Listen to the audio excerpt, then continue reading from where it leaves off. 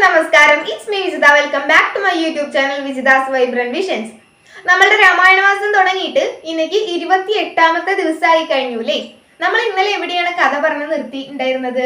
രാമസേതു, അതായത് കടലിന്റെ നടുവിൽ കൂടെ ലങ്കയിലേക്ക് എത്താനുള്ള പാലം നിർമ്മിക്കാൻ വേണ്ടിയിട്ട് പ്ലാനൊക്കെ ഇട്ട് ആ പാലൊക്കെ നിർമ്മിക്കാൻ വേണ്ടിയിട്ട് വാനരന്മാര് ആരംഭിക്കുന്ന ഘട്ടം വരെയാണ് നമ്മൾ ഇന്നലെ പറഞ്ഞു നിർത്തിയത് അല്ലേ. ഇതേ സമയം ലങ്കയിൽ നിന്ന് എന്ത് ചെയ്തു എന്ന് വെച്ച് കഴിഞ്ഞാല് ഇവിടെ വിഭീഷണനൊക്കെ ഇങ്ങോട്ട് അഭയം പ്രാപിച്ച് വന്നല്ലോ. അപ്പൊ അതിനെ കുറിച്ചും രാമന്റെ പ്ലാൻ എന്താന്നൊക്കെ അറിയാൻ വേണ്ടിയിട്ട് രാവണൻ ഒരു ദൂതനെ ഇവിടെ ശ്രീരാമന്റെ അടുത്തേക്ക് പറഞ്ഞയച്ചു. രാക്ഷസനായിട്ടുള്ള ശുഗൻ എന്ന് പറയുന്ന ഒരു ദൂതനെ. അപ്പൊ ആ ദൂതനെ ഇവര് വാനരന്മാരെല്ലാവരും കൂടി ആക്രമിച്ച് കൊല്ലാൻ നോക്കുന്ന സമയത്ത് ശ്രീരാമൻ ദൂതനെ കൊല്ലരുത് എന്നൊക്കെ പറഞ്ഞിട്ട് ആ ദൂതനെ കൊല്ലാതെ അവിടെ കെട്ടിയിട്ട് വെച്ചിരിക്കുകയായിരുന്നു. എന്നിട്ട് എന്ത് ചെയ്തു? ഇവര് ശ്രീരാമ സേതു ഉണ്ടാക്കാനായിട്ട്, രാമസേതു എന്ന് നമ്മൾ ഇന്നലെ പറഞ്ഞിട്ടുണ്ടായിരുന്നു. രാമേശ്വരത്ത് ഇന്നും അതിന്റെ അവശിഷ്ടങ്ങളൊക്കെ കാണാൻ സാധിക്കും നമ്മൾക്ക് അവിടെ പോയി കഴിഞ്ഞു കഴിഞ്ഞാല്. അപ്പൊ രാമസേതു നിർമ്മിക്കാൻ തുടങ്ങുകയാണ് അവര്. അപ്പൊ എങ്ങനെയാണ് തുടങ്ങുന്നത്? നമ്മൾ ഇന്നലെ പറഞ്ഞിട്ടുണ്ടായിരുന്നു, വിശ്വകർമാവിന്റെ പുത്രനായിട്ടുള്ള നളൻ ഓരോരോ കല്ലുകൾ ഇങ്ങനെ കടലിലേക്ക്, പാറക്കഷ്ണങ്ങൾ ഇങ്ങനെ ആക്കും. വാനരന്മാർ അതൊക്കെ യോജിപ്പിക്കും. അതുപോലെ തന്നെ എല്ലാ ജീവജാലങ്ങളും ഈ ഒരു പ്രവൃത്തിയിൽ അവരെ കൊണ്ട് കഴിയുന്ന സഹായങ്ങൾ ശ്രീരാമന് ചെയ്തു എന്നാണ് പറയുന്നത്. നമ്മളൊരു ചൊല്ല് കേട്ടിട്ടില്ലേ, അണ്ണാറക്കണ്ണനും തന്നാലായത് എന്ന്. ആ ചൊല്ല് വരാൻ കാരണം തന്നെ ഈ ഒരു കഥയാണ്. ഈ ഒരു സന്ദർഭത്തില് കുഞ്ഞി അണ്ണാൻ എന്ത് ചെയ്യുന്നറിയോ? കുഞ്ഞി അണ്ണ മെല്ലെ പോയി കടലിൽ ഇങ്ങനെ വെള്ളത്തിൽ മുങ്ങും. എന്നിട്ട് അതിങ്ങനെ മണ്ണിൽ കിടന്നിങ്ങനെ ഉരുളും. അങ്ങനെ ഉരുണ്ടിട്ട് അണ്ണാൻ എന്ത് ചെയ്യും? തന്റെ ദേഹത്തായിട്ടുള്ള മണ്ണ് ഈ കെട്ടി വെച്ചിരിക്കുന്ന കൂട്ടി വെച്ചിട്ടുള്ള കല്ലുകളുടെ മീതെ വന്ന് കൊടയും. അപ്പൊ അതിന്റെ ഇടയിലൊക്കെ ഈ മണ്ണ് വീണിട്ട് അതിങ്ങനെ യോജിച്ച് നിൽക്കുമല്ലോ. അപ്പൊ അതിന് വേണ്ടിയിട്ട് അന്ന് ഈ സിമെന്റ് ഒന്നും ഇടുന്നതിന് പകരം ഇങ്ങനെ മണ്ണൊക്കെ ഇടയിലിട്ടിട്ട് സേതു നിർമ്മിക്കുകയായിരുന്നു. അപ്പൊ അങ്ങനെ തന്റെ മേലിങ്ങനെ വെള്ളാക്കി മണ്ണാക്കി ആ മണ്ണൊക്കെ അവിടെ പോയി കൊടയും. അങ്ങനെ ആ രാമസേതു ഉണ്ടാക്കാൻ വേണ്ടിയിട്ട് സഹായിച്ചതിന് ശേഷമാണ് ശ്രീരാമൻ അണ്ണാറക്കണ്ണനെ കയ്യിലെടുത്ത് തന്റെ 3 വിരലുകൾ കൊണ്ട് ഒഴിഞ്ഞു കൊടുത്തു. ആ വരയാണ് ഇന്നും അണ്ണാറക്കണ്ണന്റെ പുറത്തുള്ള 3 വര എന്നാണ് നമ്മുടെ കഥകളിൽ പറയുന്നത്. അങ്ങനെ സകല ചരാചരങ്ങളും ശ്രീരാമനെ സഹായിക്കുകയാണ് രാമസേതു നിർമ്മിക്കാൻ വേണ്ടിയിട്ട്. അങ്ങനെ ആദ്യത്തെ ദിവസം കൊണ്ട് തന്നെ 14 യോജനയോളം നിർമ്മിക്കാൻ കഴിഞ്ഞു അവർക്ക്. പിന്നെ കുറച്ച് ദിവസങ്ങൾ കൊണ്ട് തന്നെ എന്ത് ചെയ്തു? ഈ അറ്റം മുതൽ ആ അറ്റം വരെ 100 യോജന, വളരെ കുറച്ച് ദിവസങ്ങൾ കൊണ്ട് തന്നെ വാനരന്മാരെല്ലാവരും കൂടിയിട്ട് അതൊക്കെ നിർമ്മിച്ചിട്ട് ആ രാമസേതുവിലൂടെ അവരെന്ത് ചെയ്തു?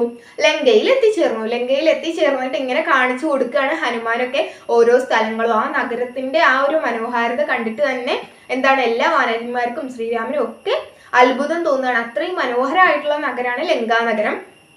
എന്നിട്ട് അവിടെ അതിന്റെ നടുഭാഗത്തായിട്ടുള്ള ആ ഒരു ഹാൾ ഭാഗത്ത് രാവണൻ ഇങ്ങനെ 10 തലകളായിട്ട് അതിന്റെ താഴെ 10 മുത്തുക്കുടകളൊക്കെ ആയിട്ട് ഇങ്ങനെ ഇരിക്കുന്ന കാഴ്ചയൊക്കെ ഒരു മലയുടെ മുകളിൽ നിന്ന് ശ്രീരാമനും സുഗ്രീവനും ഒക്കെ ഹനുമാൻ കാണിച്ചു കൊടുക്കുകയാണ്. അതൊക്കെ കാണുമ്പോൾ തന്നെ ശ്രീരാമനും ലക്ഷ്മണനും ഒക്കെ തന്നെ തോന്നുന്നുണ്ട്, രാവണൻ എന്തുകൊണ്ടും അത്ര നിസ്സാരക്കാരനൊന്നുമല്ല, സൂക്ഷിച്ചു തന്നെ വേണം രാവണനോട് യുദ്ധം ചെയ്യുമ്പോൾ യുദ്ധം ചെയ്യാനുള്ള കാര്യങ്ങളൊക്കെ. എന്നിട്ട് ഇവര് പിടിച്ചു വെച്ചിട്ടുണ്ടായിരുന്ന രാവണന്റെ ദൂതനായിട്ടുള്ള ഈ ശുഗൻ എന്ന് പറയുന്ന രാക്ഷസനെ അവര് തുറന്നു വിടുകയാണ് രാവണന്റെ അടുത്തേക്ക്. എന്നിട്ട് ശ്രീരാമൻ തന്റെ തീരുമാനം പറയണം, ഒന്നല്ലെങ്കിൽ തനിക്ക് സീതയെ തിരിച്ചു തരിക, അല്ല എന്നുണ്ടെങ്കിൽ രാവണനോട് ഇപ്പൊ തന്നെ യുദ്ധത്തിനായിട്ട് തന്റെ മുന്നിലേക്ക് വരാൻ പറയുക. ഇതിൽ ഏതെങ്കിലും ഒരു ഓപ്ഷനാണ് രാവണനുള്ളത്, എന്തെങ്കിലും ചെയ്യണം എന്ന് പറഞ്ഞിട്ട് എന്താണ് ശുഗനെ രാവണന്റെ അടുത്തേക്ക് പറഞ്ഞു വിടുന്ന സമയത്ത് ശുഗൻ എന്താണ്, തനിക്ക് കുറെ വാനരന്മാരുടെ കുറെ മർദ്ദനങ്ങളൊക്കെ ഏറ്റിട്ടുണ്ട് ശുഗന്. അപ്പൊ അങ്ങനെ എന്താണ്, ശുഗന് നല്ല ബുദ്ധി തോന്നി. അതായത് ശ്രീരാമനോട് അഭയം പ്രാപിച്ച് സീതാദേവി തിരിച്ചു കൊടുക്കുന്നതാണ് രാവണന് നല്ലത് എന്നുള്ളത് ശുഗന് മനസ്സിലായി കഴിഞ്ഞു. അപ്പൊ അങ്ങനെ ശുഗൻ രാവണന്റെ അടുത്ത് പോയിട്ട് ഇങ്ങനെ കാര്യങ്ങളൊക്കെ പറയാണ്, എനിക്ക് ഒരുപാട് മർദ്ദനങ്ങളൊക്കെ ഏൽക്കേണ്ടി വന്നു, സാധാരണയായിട്ടുള്ള ഒരു മനുഷ്യനല്ല, മഹാവിഷ്ണുവിന്റെ അവതാരാണ് ശ്രീരാമൻ, എന്തുകൊണ്ടും സീതാദേവിയെ വിട്ടുകൊടുക്കുന്നതാണ് അങ്ങേക്ക് നല്ലത്, അല്ലാന്നുണ്ടെങ്കിൽ യുദ്ധത്തിന് വരണം എന്നാണ് ശ്രീരാമൻ അറിയിച്ചിരിക്കുന്നത് എന്നൊക്കെ പറഞ്ഞിട്ട് എന്ത് ചെയ്യാണ്, ഒരുപാട് ഉപദേശിക്കുകയാണ് ആര്? ശുഗൻ രാവണനെ. എന്നിട്ട് എന്താണ്, രാവണ നീ ബ്രാഹ്മണ കുലത്തിൽ വിശ്രവസിന്റെ പുത്രനായിട്ട് ജനിച്ചിട്ട് ഇങ്ങനെ രാക്ഷസനായിട്ട് മാറിയിട്ട് ഇത്തരം അധർമ്മ കൃത്യങ്ങളൊക്കെ ചെയ്യണോ? മറ്റൊരാളുടെ നിനക്ക് അപഹരിച്ച് നീ എത്രയും പെട്ടെന്ന് ശ്രീരാമദേവനോട് ക്ഷമ യാചിക്കുകയാണ് എന്നുണ്ടെങ്കിൽ ഭഗവാൻ കരുണാലുവാണ്, നിന്റെ അടുത്ത് ക്ഷമിച്ച് നിന്റെ എല്ലാ പാപങ്ങളും പൊറുക്കും. ഒരു ബ്രാഹ്മണനായിട്ട് ജനിച്ചിട്ട് നീ ഇത്തരം അധർമ്മ കൃത്യങ്ങളൊക്കെ ചെയ്യുന്നത് നിർത്തിയിട്ട് ഇനിയെങ്കിലും ധർമ്മത്തിന്റെ പാതയിലൂടെ സഞ്ചരിക്കൂ എന്നൊക്കെ പറഞ്ഞിട്ട് ഇങ്ങനെ ഉപദേശിക്കുകയാണ് ശുഗൻ. അതായത് അയച്ചിട്ടുണ്ടായിരുന്ന ദൂതൻ തിരിച്ചു വന്നിട്ട് രാവണനെ ഉപദേശിക്കുകയാണ്. ഈ ഉപദേശമൊക്കെ കേട്ടിട്ടാണെങ്കിൽ രാവണൻ ഇങ്ങനെ ദേഷ്യം വന്നിട്ട് രാവണൻ സർവജ്ഞാനിയാണ്, രാവണനെ ആരും ഉപദേശിക്കുന്നത് രാവണന് ഇഷ്ടേ അല്ല. എല്ലാം അറിയാമെന്നുള്ള ഒരു അഹങ്കാരം രാവണനുണ്ട്. എന്നിട്ട് രാവണൻ എന്ത് ചെയ്യാണ്, ശുഗനോട് പറയാണ്, അങ്ങനെയാണെങ്കിൽ നീയും ബ്രാഹ്മണനായിരുന്നല്ലോ, എന്നിട്ട് നീ രാക്ഷസനായി മാറിയല്ലോ, ആ നീയാണ് എന്നെ ഉപദേശിക്കുന്നത് എന്ന് പറയാണ്. അപ്പൊ ശുഗനും ബ്രാഹ്മണനായിരുന്നു, പിന്നീട് എങ്ങനെയാണ് ശുഗൻ രാക്ഷസനായി മാറിയത് എന്നുള്ള കഥ അറിയണ്ടേ? അതിന്റെ പിന്നീട് ഒരു കഥയുണ്ട്. അപ്പം അഗസ്ത്യമുനി എന്ന് പറയുന്ന ഒരു മഹർഷി ഈ ബ്രാഹ്മണനായിരിക്കുന്ന സമയത്ത് ശുഗന്റെ ഗ്രഹത്തിലേക്ക് ഒരു ദിവസം ആശ്രമം കാണാൻ വേണ്ടിയിട്ട് വരികയാണ്. ആ ഒരു ആശ്രമത്തിലൊക്കെ ആയിരുന്നു, ബ്രാഹ്മണനായിരുന്നു ശുഗൻ കഴിഞ്ഞ ജന്മത്തിൽ ഉണ്ടായിരുന്നത്. അപ്പൊ അദ്ദേഹത്തിന്റെ ഒരു ആശ്രമമൊക്കെ ഉണ്ടായിരുന്നു. ആ ആശ്രമത്തിലേക്ക് ഒരു ദിവസം വിശ്രമത്തിനായിട്ട് അഗസ്ത്യമുനി വരികയാണ്.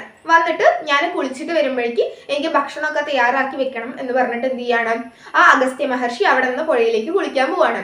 അപ്പം ഈ ശുഗനോട്, ശുഗൻ ബ്രാഹ്മണനായിരുന്നു, ആശ്രമത്തിലൊക്കെ ഉള്ള വ്യക്തിയായിരുന്നു. അപ്പം അദ്ദേഹത്തിനോട് ശത്രുതയുള്ള വേറൊരു അസുരൻ വന്നിട്ട് എന്താ ചെയ്യുന്നത് എന്നറിയോ? ഈ മഹർഷിയുടെ വേഷത്തിൽ ശുഗന്റെ അടുത്ത് വന്നിട്ട് എനിക്ക് മനുഷ്യ മാംസം ഭക്ഷിക്കണം, കുറെ നാളായി ഞാൻ ഭക്ഷിച്ചിട്ട്, അത് തയ്യാറാക്കി വെക്കണം, ഞാൻ കുളിച്ചു വരുമ്പോഴേക്ക് നേരത്തെ പറയാൻ മറന്നതാണ് എന്ന് പറഞ്ഞിട്ട് പോവും. എന്നിട്ട് എന്ത് ചെയ്യും, ഈ അഗസ്ത്യമുനി വരുമ്പോഴേക്ക് ശുഗന്റെ പത്നിയുടെ വേഷത്തിൽ വന്നിട്ട് മനുഷ്യ മാംസം തയ്യാറാക്കിയിട്ട് അഗസ്ത്യമുനിക്ക് കൊടുക്കും. അപ്പൊ അഗസ്ത്യമുനി ആകെ തെറ്റിദ്ധരിക്കില്ലേ, എന്താണ് ശുഗൻ എന്നെ കൊണ്ട് മനുഷ്യ മാംസം തീറ്റിക്കുകയാണ് എന്നുള്ളത് തെറ്റിദ്ധരിച്ചു അഗസ്ത്യമുനി. അങ്ങനെ തെറ്റിദ്ധരിച്ചിട്ട് മുനി എന്ത് ചെയ്തു, അപ്പൊ തന്നെ ശപിച്ചു, നീ ഒരു ആശ്രമത്തിലൊക്കെ ഇരുന്ന് ബ്രാഹ്മണ കുലത്തിൽ ജനിച്ചിട്ട് മഹർഷിയായിട്ടുള്ള ഞാൻ വരുമ്പോ മനുഷ്യമാംസാണോ ഭക്ഷിക്കാനായിട്ട് തരുന്നത്? നീ മനുഷ്യമാംസം തിന്നുന്ന രാക്ഷസനായി മാറി തീരട്ടെ എന്ന് എന്ത് ചെയ്തു, ശുഗനെ അഗസ്ത്യമുനി ശപിച്ചു. അപ്പോഴാണ് ശുഗൻ പറയുന്നത്, ഇതൊന്നും ഞാൻ അറിഞ്ഞിട്ടില്ല, അങ്ങല്ലേ എൻ്റെ അടുത്ത് വന്ന് പറഞ്ഞത്. അപ്പൊ ദിവ്യദൃഷ്ടിയോടെ അഗസ്ത്യമുനി എന്ത് ചെയ്തു, എല്ലാ കാര്യങ്ങളും മനസ്സിലാക്കിയപ്പോൾ മനസ്സിലായി ശുഗനോട് ശത്രുതയുള്ള ഒരു രാക്ഷസനാണ് ഇങ്ങനെ വേഷം മാറിയിട്ട് എല്ലാം ചെയ്തിരിക്കുന്നത് മനസ്സിലായിട്ട് എന്ത് ചെയ്തു, അഗസ്ത്യമുനി ശുഗന് ശാപമോക്ഷം കൊടുക്കുകയാണ്. ത്രേതായുഗത്തിൽ ശ്രീരാമാവതാരവും രാവണനും തമ്മിലുള്ള യുദ്ധം നടക്കുന്ന സമയത്ത് ആ യുദ്ധത്തിന് മുൻപായിട്ട് രാവണനെ ശ്രീരാമന്റെ അടുത്ത് ദൂതനായി പോയി വന്ന ശേഷം നീ ഉപദേശിക്കണം നല്ല കാര്യങ്ങൾ, ആ നല്ല കാര്യങ്ങൾ രാവണന് ഉപദേശിച്ചു കഴിഞ്ഞു കഴിഞ്ഞാൽ നിനക്ക് ശാപമോക്ഷം ലഭിച്ച് നീ വീണ്ടും ബ്രാഹ്മണനായി തീരും, രാക്ഷസനിൽ നിന്ന് മാറിയിട്ട് എന്ന് പറയും. അപ്പൊ ഇതെല്ലാം ഇപ്പൊ ഉപദേശിച്ചു കഴിഞ്ഞില്ലേ ശുഗൻ? അവിടെ പോയി വാനരന്മാരുടെ മർദ്ദനൊക്കെ ഏറ്റ് ദൂതനായി പോയിട്ട് തിരിച്ചു വന്നിട്ട് രാവണൻ ഇത്തരം നല്ല കാര്യങ്ങളൊക്കെ ഉപദേശിച്ചു കൊടുത്തു. രാവണനുണ്ടോ അത് കേൾക്കണു, പിന്നെയും തർക്കുത്തരം പറയാനല്ലേ വന്നത്. അപ്പൊ ഈ കാര്യങ്ങളൊക്കെ ഉപദേശിച്ചു കൊടുത്തപ്പോ എന്തായി, ശുഗന് ശാപമോക്ഷം ലഭിച്ചിട്ട് ശുഗൻ അവിടെ നിന്ന് അപ്രത്യക്ഷനാവുകയാണ്. പിന്നീട് ബാക്കി രാവണൻ ഇനി എന്ത് ചെയ്യും, സീതാദേവി തിരിച്ചു കൊടുക്കുന്നുണ്ടോ, അതോ യുദ്ധത്തിന് വരുമോ, അതോ മറ്റെന്തെങ്കിലും കാര്യങ്ങൾ പ്ലാൻ ചെയ്യുന്നുണ്ടോ എന്നുള്ളത് നമുക്ക് നാളത്തെ കഥയിലൂടെ മനസ്സിലാക്കാം. അതുവരെ എല്ലാവർക്കും നന്ദി, നമസ്കാരം, ശുഭദിനം നേരുന്നു.